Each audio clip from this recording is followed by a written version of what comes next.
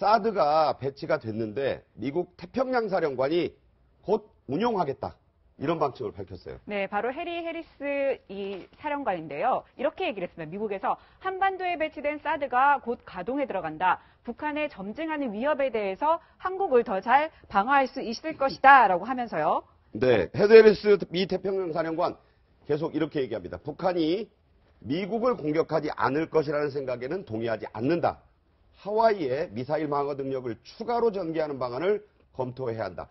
태평양 지역을 책임지고 있는 사람의 얘기라는 점에서 무게가 실립니다. 그렇죠. 북한이 이제 ICBM을 계속 개발하고 있고 미사일 훈련을 시도를 하고 있고 그러지 않습니까? 개발에 대해서. 그런 부분에서 미군이 좀 더 강력하게 얘기를 하고 있는 건데 이제 문제는 뭐냐면 저기에 한반도에 어쨌든 뭐 미사일을 쏘든 아니면 핵 시설을 공격하게 되면 그게 한반도에 엄청난 영향을 미치는 요소이기 때문에 그렇죠. 당연히 한반도와 그러니까 한국 정부와 논의를 해야 된다고 저는 생각합니다. 물론 본인들이 주장할 때 미국을 공격할 수 있다고 하는 그런 위협감, 지금 얘기한 게 그런 얘기 아니겠습니까? 네네. 북한이 언제든지 ICBM을 개발하게 되면 미국 대륙간 탄도미사일을 통해서 미국을 공격 대상으로 삼을 수 있어서 자기들 방어하기 위해서 하겠다고 하는데 어쨌든 한반도에 뭐 미국의 미사일이 떨어지게 되면 그 자체가 전쟁으로 발발할 가능성을 전혀 배제할 수 없으니까 네. 당연히 미국은 한국 정부와 논의해야 된다고 생각하고요. 네. 전쟁을 피하는 방법을 하는 것이 가장 옳은 방법인데 이게 이제 사드 문제가 어쨌든 지금 현재 사드 문제는 미국 입장에서는 사드를 일정 부분 대선 전에 처리하려고 하는 시도를 하고 있는 것 같아요. 왜냐하면 지금 문재인 후보가 당선될 가능성이 가장 높은 상황이잖아요. 물론 결과는 모릅니다만 그런 상황에서 만약에 문재인 후보 같은 경우에는 사드 문제에 대해서 다시 논의를 하겠다고 다음 하는 정권에서 논의를 하겠다 이렇게 얘기를 하고 있는 상황이기 때문에 미군하고 현 이제 뭐 대행 환경 권한 대행 체제 속에서는 사드를 그 전에 설치를 해버리면 기정사실로 만들고 그렇죠. 그렇게 돼버리면 다시 논의하기 힘들지 않습니까? 이미 설치했던 걸 빼는 것은 상당히 어려운 상황이니까 그런 점을 노리고 사드를 기습적으로 배치한 게 아닌가 하는 생각이 듭니다. 네. 저 신문에 보면 지금 포대 전개에서 설치한 그림이 지금 나오고 있거든요. 저게 이제 작전을 곧 할 수 있다는 얘기 아닙니까? 그렇죠. 이미 이제 설치돼서 언제든지 발사를 할 수가 있는 것이죠. 네. 그동안에는 뭐 사드 배치를 하느냐 마느냐, 언제 도입하느냐 뭐 이런 것이 논란이 됐는데 성주 롯데골프장 이미 필드 아닙니까? 알박기로 사드 배치는 된 거예요. 예. 그렇기 때문에 저거를 뭐 다시 철수하는 것은 뭐 문재인 후보든 누가 집권하더라도 현실적으로는 어렵다고 보고 문재인 후보가 지난 토론회에서 코리아 패싱 이 용어를 몰라가지고 모르겠습니다. 네. 이렇게 했습니다만 이게 콩그리시라고는 하지만 그러나 지금 외교 쪽이라든가 이런 쪽에서는 흔히 쓰는 용어입니다. 그런데 그 중요한 것은 지금 해리스 태평양 사령관이 지금 저런 얘기를 하는데도 방금 최 교수님 얘기하신 것처럼 우리하고 아무런 상의가 없어요. 네. 한미 동맹 이런 조약에 따르면 얼마든지 저런 얘기들은 당연히 우리들하고 좀 상의를 한국과 상의를 해야 하는데 상의를 했다는 그런 증거들이 안 나오는 거. 특히 뭐 최근에 이런 사드 배치라든가 이것도 뭐 국방부가 얼마나 이렇게 논의를 했는지 모르지만 배치의 주체는 주한 미군 사령관 아닙니까? 그런 부분에 대해서도 우리 국민들은 과연 우리 정부, 우리 국방부가 얼만큼 긴밀하게 협력을 했느냐 이런 부분이 논의가 되는 거고 사드 배치 좋습니다. 저도 뭐 사드 배치는 불가피하지 않느냐 하면서도 거짓말은 안 해야죠. 정부가. 국방부가 엊그제까지 이 환경영향평가 받겠다고 했고 이런 거 끝나려면 몇 개월 걸린다고 했기 때문에 국민들로서는 그러면은 어차피 배치는 하더라도 대선 전에는 어렵겠다 했는데 무슨 알박기식도 아니고 저렇게 그냥 긴급 뭐 어떻게 보면 기습 배치를 한 거 이런 부분에 대해서는 과연 옳은 건가 우리 국민들 입장에서는 상당히 뭐 이렇게 썩 달갑지 않은 그런 조치라고 봐야겠죠. 자, 지금 들어온 속보를 말씀드리자면요. 미국 트럼프 행정부가 미국 상원의원 100명을 먼저 불러서 이 외교안보에 대한 현안을 설명했고 이때 북핵 문제가 트럼프 행정부의 최우선 외교 과제다. 이런 정책을 설명한 뒤에 또 하원의원도 불러가지고 또 이런 설명을 했습니다. 그리고 국무장관, 국방장관, 백악관의 안보실장까지 3명이 합동으로 저 입장을 천명을 했거든요. 상당히 이것은 이례적인 일 아닙니까? 네, 1953년에 우리가 이제 종전하지 않습니까? 네. 그 이후로요. 지금 반백년이 더 지나지 않았습니까? 그 미국 세계 경찰 국가라고 하면 미국의 외교안보 정책의 최우선순위가 한반도가 된 적이 단 한 번도 없었어요. 그렇죠, 사실. 저거는 엄청난 의미예요. 네. 그러니까 미국의 최우선 외교안보 정책 목표가 북한이 됐다라는 건요. 이건 굉장히 역사적인 겁니다. 네. 이제까지는 주로 중동 문제였죠. 그렇죠. 미국의 최고의 관심사가 중동 문제였고 가장 시급한 해결 현안이었는데 저게 북핵이 됐다라는 건요. 엄청난 얘기인 거예요. 네. 그다음에 이제 저는 이렇게 생각해요. 이게 이제 사드 이 기습 배치한 게 우리 주권 침해냐 뭐냐 하는 이제 논란이 있을 수는 있어요. 그런데 이걸 기정사실화 했다라는 점에서 말이에요. 네. 어찌 보면 지금 뭐 당선 가능성이 높은 문재인 후보가 당선되면은 다시 한번 원점에서 재검토해보겠다 했는데요. 어떻게 보면 문재인 후보의 부담을 덜어주는 측면도 있다. 아, 그런가요? 그렇죠. 문재인 후보가 돼가지고 뭐 이렇게 시간 끌고 다시 한다고 그래갖고 이게 뭐 중국하고 원만한 합의가 나오기가 사실상 불가능하거든요. 네, 그러니까 네. 오히려 부담을 덜어준 측면이 있다. 저는 그렇게 봅니다. 자, 린지 그레이엄 공화당 상원의원 상당히 실력자입니다. 이 사람이 이런 얘기까지 했습니다. 북한 미사일의 미국 본토 타격을 막겠다는 트럼프 미국 대통령의 다짐을 과소평가해서는 안 될 것이다. 근데 이제 전체적인 취지를 보면요. 만약 네. 북한이 핵실험을 한다랄지 아니면 더 큰 도발을 하면 선제 타격을 하겠다. 그걸 애둘러서 표현하는 걸로 봐요.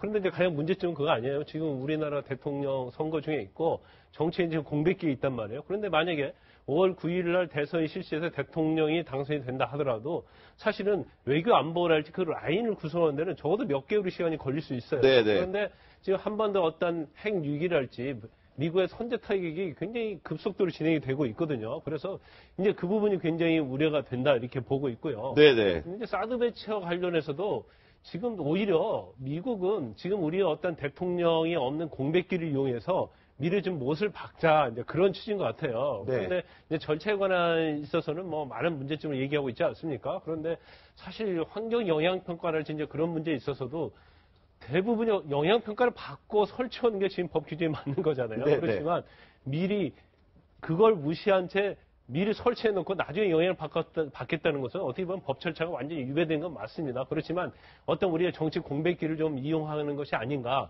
이제 그런 우려가 굉장히 있을 수 있는 거죠. 자, 그레이엄 상원의원의 얘기가 재밌습니다. 동부가라는 마을에 새 보안관이 왔다는 것을 알게 할 것이다. 어떤 식의 표현이라고 보십니까? 그러니까 그동안 오바마 대통령 때는 전략적 인내. 전략적 인내라는 그런 정책을 썼는데 저는 뭐 여러 차례 비판했습니다. 전략적 인내가 아니라 전략적 회피 전략이다. 네. 말하자면 북한이라는 게 다루기 어려운 문제를 피해가기 위해서 전략적 인내를 했는데 실질적으로 미국이 전략적 인내를 해서 어떤 성과를 거두지 못한 것은 사실입니다. 네, 그렇기 네. 때문에 현실적으로 지금 6차 핵실험을 코앞에 지금 두고 있는 그런 상황이고 네. ICBM이 지금 경우에 따라서 미국 본토를 바로 공격할 수 있는 그런 상황에 와 있는 것이기 때문에 미국으로서는 말하자면 그동안 중동 문제는 어느 정도 지금 IS 퇴치도 어느 정도 되는 그런 상황이기 때문에 네네. 이런 코앞에 닥친 현실적인 북핵 문제를 이번에 해결을 해야겠다. 새로운 보안관이다. 그러니까 오바마 때 보안관하고 그때는 좀 순한 소프트한 보안관이면 이번엔 스트롱 보안관이 왔다. 네. 그걸 보여주기 위해서 중국에 대해서도 시진핑 주석에 대해서도 뭐 우리가 생각할 때는 이거 좀 내년 가서 마냐 할 정도로 강한 압박을 취하면서 지금 중국도 어느 정도 미국의 그런 그 전략에 지금 보조를 맞추고 있는 그런 상황 아닙니까? 네네. 그러니까 새 보안관이 온 건 맞는 것 같아요. 자, 그래서요, 미국 캘리포니아 해안에서 무시무시한 ICBM의 시험 발사가 있었습니다.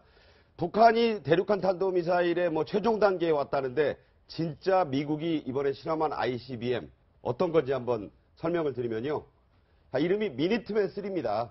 길이가 18.2m, 무게가 35톤, 13,000km를 날아가는데 캘리포니아에서 쏘면 평양까지 오는데 30분밖에 안 걸립니다. 최고 속도 마 2.3, 위력이 더 가공한데요. 실험을 했는데 이게 이제 이 위력 자체가 다이너마이트 47만 5천 톤의 위력이다. 자, 여러분께 비교해드리기 위해서 히로시마에 떨어진 리틀보이가 13,000톤, 나가사키에 떨어졌던 펜맨이 22,000톤.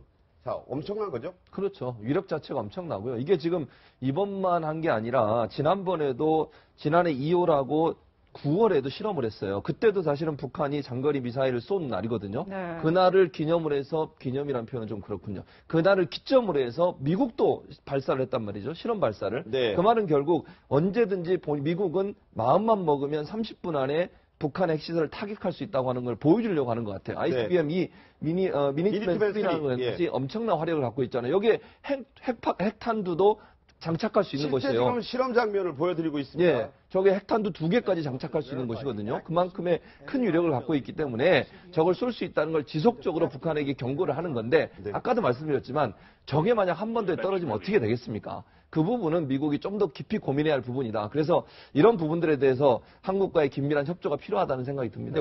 저게 보면 평양을 만약에 겨냥했다면 3개의 도시가 한꺼번에 초토화된다는 건데 끔찍한 일이네요. 예, 그러니까 다탄두라 갖고, 그러니까 3곳 정도가 이제 타격 가능하다는데, 우리가 이제 미국의 북한 선제 타격에 대해서요, 조금 우리가 이제 현명하게 생각할 필요가 있다. 그러니까 뭐냐면요. 이 문재인 후보는 그 사드 배치가 전략적 모호성이라는데, 그거는 전략적 모호성이란 게 저게 해당될 수가 없는 거고요. 정말 전략적 모호성이라는 건요. 저 선제 타격 할 수도 있고 안 할 수도 있고 뭐 이런 게 전략적 모호성이에요. 네, 근데 네. 모든 옵션을 하여간 손에 쥐고 있는 것처럼 이렇게 행동을 해야지 북한이 엄청난 심리적 압박을 느끼고 자신의 어떤 도발적인 모험 뭐 이런 데 있어서 굉장히 좀 순치가 될 수 있는 이런 게 있다라는 거죠. 그러니까 선제 타격이 실제 이루어지느냐 하는 거하고요. 선제 타격이라고 하는 옵션을 쥐고 있는 거하고는 이건 좀 다른 문제입니다. 네. 네, 이런 와중에 오늘 오전에 바로 김관진 청와대 국가안보실장과 미국의 허버트 맥메스터 국가안보보좌관 오늘 오전에 25분 정도 전화통화를 했다고 합니다. 그런데 이 두 사람의 전화통화가 충분한 대화가 있다 이렇게 해석할 수 있을까요? 아니, 근데 미국에서 지금 충분한 대화를 하려고 하겠습니까? 왜냐하면 곧 있으면 정권이 바뀌는데 그래서 아마 저게 볼 때는 제가 볼 때는 상투적인 정도의 그냥 선에서 이루어질 가능성이 크다 이렇게 봅니다. 그런데 네. 사실 이제 미국에서 어떤 선제 타격에 있는 옵션에 대해서 굉장히 강하게 얘기하고 있잖아요. 그런데 이 부분이 어느 정도 이제 통하고 있다고 봐요. 그러니까 북한에도 통하고 있기 때문에 사실은 핵실험에 대해서 완벽하게 해놓고 실험을 하지 않고 있다고 보고요. 그 다음에 이제 중국 자체도 사드 보복과 관련돼서 굉장히 톤이 좀 낮아지지 않습니까? 뭐 거의 사라지다시피 하고 갑자기 사드가 어제 설치가 되니까 이제 거기에 대해서는 비난을 했지만 네. 전에 비해서는 좀 비교가 안 될 줄은 좀 약해졌어요. 그래서 네. 사실 미국의 어떤 저런 옵션 자체가 굉장히 중국이 됐건 북한이 됐건 먹혀 들어가고 있다고 봅니다. 그런데 만약에 저 옵션이 제대로 먹혀 안 들어갔을 때 어떻게 할 것이냐. 그건 정말 굉장히 한반도의 위기를 처해 올 수 있는 어려운 상황인 거예요. 그래서 네, 네. 더군다나 아까 말씀드렸던 정직 공백이기 때문에 우려되는 측면이 굉장히 많다. 이렇게 볼 수 있는 거죠. 중국이 어제 랴오닝함에 이어서 이제 아직 이름은 안 붙였는데 산둥함이라고 이름을 붙일 것 같다는 얘기인데 메이드 인 차이나 항공모함을 진수했습니다. 자, 이런 가운데서 사드가 우리나라에서 곧 가동에 들어간다. 배치는 이미 됐다. 이런 소식에 인민일보의 자매지인 환구시보가 이런 기사를 실었습니다. 네, 북핵을 막기 위한 미중 공조가 한창인데 한미가 또다시 중국에 등에 칼을 꽂았다. 북한이 추가 핵실험을 하면 원유 공급 제한을 포함한 가혹한 제재를 해야 한다는 중국의 입장은 흔들림이 없을 것이다. 뭔가 반발은 하지만 입장은 뭐 변함이 없을 것이다. 이렇게 등에 얘기를 하고 칼을 있네요. 꽂았다. 뭐 표현이 상당히 뭐 앞부분보다는 뒷부분. 뒷부분에 네. 뭐 초점이 더 있지 않나 그렇게 느껴집니다. 뭐 중국으로서는 지금 그동안 사드 배치를 강력히 반대해온 입장에서 그렇죠. 이렇게 긴급하게 이렇게 배치하는 데 대해서 뭐 아무 말 안 할 수는 없는 것이고 또 미국에서도 지금 그 사드 배치 문제에 대해서 중국에 대해서 한국 그만 괴롭혀라. 네. 지금 괴롭히는 게 경제적인 제재로 네. 압박을 지금 가하고 있는 것에 대해서도 중국에서도 뭐 얘기를 하고 있기 때문에 이 부분에 대해서 저는 뭐 뒤에 등에 칼을 꽂았다는 게 내용은 뭐 상당히 그렇게 이제 강하게 세게 얘기했지만 나왔습니다만은 네. 뭐 하나의 수사적인 것 또 말하자면 의례적인 그런 반발 아닌가 보여지고 문제는 앞으로 북핵 이런 부분에 있어서 북한이 뭐 6차 핵실험을 한다든가 이런 경우에 따라서는 원유 공급도 중단하겠다. 뭐 아주 아킬레스 건을 쥐고 있지 않습니까? 그렇죠. 그런 것도 얼마 전에 할 수 있다는 게 황구시보라는 게 중국 그 핵심부의 인민일보에, 예. 핵심부의 그런 그 의중을 네. 가장 잘 나타내기 때문에 그런 것 아닌가 이렇게 보여집니다. 자, 이렇게 한반도를 둘러싼 그 안보 상황이 긴박하게 돌아가고 있는 가운데 대선은 이제 12일 본투표까지 남았습니다. 자, 대선 특보로 가겠습니다.